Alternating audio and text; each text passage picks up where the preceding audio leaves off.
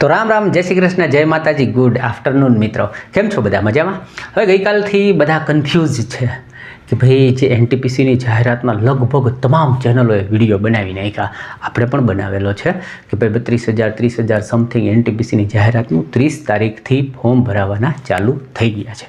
આવી રીતના લગભગ બધાએ વિડીયો બનાવ્યા, બધાએ જોયા, બધા રાજી થઈ ગયા કે ચલો સરસ મજાની જાહેરાત આવી છે. પરંતુ થયું એવું કે વેબસાઇટ ઉપર જોવા મળ્યું કે ભાઈ હજી આની અપડેટ કંઈ આવી નથી. એક બે કોમેન્ટ આવી કે સર રિયલ નોટિફિકેશન બતાવો તો ખબર પડે. બરાબર છે? તો પહેલાં તો હું છે ને તમને બાજુમાં એક નોટિફિકેશન બતાવી દઉં છું કે ભાઈ જે એમણે નોટિફિકેશન જાહેર કરેલી હતી, બરાબર છે, એનું કટિંગ જે છે એ આપણે બતાવી દઈએ અને વાંચીએ શું કહેવા માગે છે. બરાબર છે? પછી વાત કરીએ કે ભાઈ આ એક્ઝામ જે છે એ ખરેખર પોસ્ટપોન્ડ રહી છે, રદ થઈ છે, ફેક છે, શું છે. ઓકે, તો જુઓ, હવે તમારી બાજુમાં જે છે ને સ્ક્રીન ઉપર ફોટો આવી ગયો હશે. બરાબર છે? એમાં શું લખ્યું છે જો ઉપર જુઓ, government of India, ministry of railway. આ કાયદેસરનું ન્યૂઝનું કટિંગ છે. બરાબર છે? આ જાહેરાત જે છે એક પબ્લિશ થયેલી. બરાબર છે? Railway recruitment board. પછી લખ્યું સેન્ટ્રલાઇઝ એમ્પ્લોયમેન્ટ નોટિસ અને બરાબર છે એની જાહેરાત નંબર આપ્યો છે અને એની પછી આગળ વાત કરી છે ભાઈ ગ્રેજ્યુએશન અને અંડર ગ્રેજ્યુએશન માટે. બરાબર. હવે ઉપરથી ત્રીજી લીટી વાંચીએ તો recruitment of the non technical popular category એટલે એનટીપીસી. બરાબર, graduate and under graduation post. Okay, હવે એમાં જુઓ, પછી નીચે 3-4 લીટી પછી જશો એટલે ઇમ્પોર્ટન્ટ ડેટ્સ. બરાબર, ફોર CEN એટલે કે જાહેરાતનો નંબર. બરાબર છે, ગ્રેજ્યુએટ પોસ્ટ માટે. પછી શું લખ્યું જો opening date of application 30/8/2025. Okay, પછી નીચે જોશો તો બધી વેકન્સીઓ આપી છે. ઇનિશિયલ પે આપ્યો છે 35,400. બરાબર, એની બાજુમાં મેડિકલ સ્ટાન્ડર્ડ આપ્યું છે. આગળ જોશો તો એજ એન્ડ ઓન. બરાબર, 1/1/25ના રોજ તમારી એજ શું થશે અને ટોટલ વેકેન્સી જે છે એ આપી છે. નીચે જોશો સૌથી ટોટલ વેકેન્સી 30,307. એટલે આ વાત થઈ. પહેલાં તો આપણને આખી જે જાહેરાત જે છે એની મેં તમને કટિંગ બતાવી દીધું. હવે મેટર શું છે? મેટર એવી છે, તમને ખ્યાલ હશે કે ગ્રુપ ડી જે છે એનું આના પછી પરીક્ષા લેવાની હતી. અત્યારે જે એનટીપીસીની એક્ઝામ સ્ટાર્ટ છે, ચાલુ છે, વર્કિંગ છે, એના પછી તમને ગ્રુપ ડીની એક્ઝામ લેવાની હતી.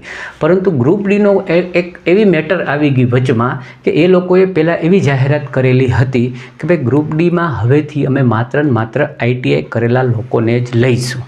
ઓકે, પણ થયું એવું, જાહેરાતમાં એણે એવું કર્યું કે 10 પાસ અને ITI બંનેને છૂટ આપી દીધી. એટલે એ જાહેરાત જોઈ અને જે લોકોએ ITI કર્યું હતું એ લોકો કોર્ટમાં ગયા કે તમે આજથી 3-4 વર્ષ પહેલાં એવો દાવો કરેલો કે આ પોસ્ટ માટે માત્ર ને માત્ર ITI વાળા જ ઉમેદવારો અમે લઈશું. એટલે થયું શું કે અમે બધાએ ITI કર્યું. હવે તમે 10મા વાળાને લેશો તો અમે જે 4 વર્ષ 3 વર્ષ 2 વર્ષ ITI કર્યું, 2 વર્ષ એપ્રેન્ટિસ કર્યું, એ અમારા 4 વર્ષ લાઈફના બગડ્યા, એનું શું? તો તમે આમાં 10મા વાળાને લઈ શકો નહીં. ઓકે, તો આ મેટર જે છે કોર્ટમાં ફસાયેલી છે.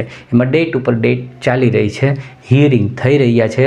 ગઈકાલે રવિવારે આનું હિયરિંગ હતું પણ તારીખ 2 કે 8 પાછી આપી છે કે ભાઈ ફેસલો અમે ત્યારે આપીશું શું કરવું. એટલે આ જે બધી મેટરો છે એના અંદર આખું રિક્રુટમેન્ટ બોર્ડ જે છે એ ફસાઈ ગયું. એટલે એને કીધું કે ભાઈ તમે નવી ભરતીઓ ઉપર હાલ સ્ટોપ રાખો, હાલ કોઈ પણ જાતનું તમે નવું કંઈક કરો નહીં. જ્યાં સુધી પેન્ડિંગ છે એના પહેલાં મેટર પ્રોબ્લેમ સોલ્વ કરો, બાકીનું બધું પછી. ઓકે, એટલે અહીંયાથી શું કર્યું કે તમામ જે પોસ્ટ હતી, જે ભરતી હતી, એને હાલ પૂરતી પોસ્ટપોન્ડ કરી, રદ કરી નથી. ઓકે, એટલે હાલ જ્યાં સુધી એ ગ્રુપ ડીની મેટરનું કૂચડું જે ફસાયેલું છે એ જ્યાં સુધી આમ ખુલશે નહીં, સીધું નહીં થાય, ત્યાં સુધી નેક્સ્ટ બધું જે છે એને હમણાં ખમવાની વાત છે. આ જાહેરાત જે છે એ હવે માનો કે ગોટે ચડે તો એમ માનવાનું કે હવે 2026માં આવશે. એટલે ટેન્શન ન લેતા કે પરીક્ષાની જે કંઈ તૈયારી કરતા હતા એ કરતા રહો. ગ્રુપ ડીનું તો ગૂંચળું જે છે એ ખુલશે જ, એનું કાંઈક તો સોલ્યુશન આવશે જ. બરાબર છે? અને એ મારા ખ્યાલ પ્રમાણે આ સપ્ટેમ્બરમાં ફેસલો આવી જાય એટલે ઓક્ટોબર જાય, નવેમ્બર ડિસેમ્બરમાં તો એની પરીક્ષાઓને એને લેવી પડશે. ઓકે, એટલે જે કાંઈ મેટર હતી મેં તમારી સામે કહી દીધી છે, જેથી કરીને તમે કન્ફ્યુઝ ન થાઓ, ફાંફાનો મારો આમથી આમ ગોતો નહીં. હાલ પૂરતી આવી કોઈ ભરતી છે નહીં, હાલ બધું પોસ્ટપોન્ડ છે એવું માનવાનું છે આપણે. ઓકે, તો ઇન્ફોર્મેશન જે છે હું તમને આપતો રહું છું. આવી નવી ઇન્ફોર્મેશન સાથે મારી સાથે કનેક્ટિવિટી રહે એના માટે જોડાવા માટે આપ સબસ્ક્રાઈબ કરતા રહો. તમને હું જે કાંઈ રિયલ માહિતીઓ હશે એ તમારા સુધી પહોંચાડીશ. તમને હું ગુમરાહ કરવા માગતો નથી.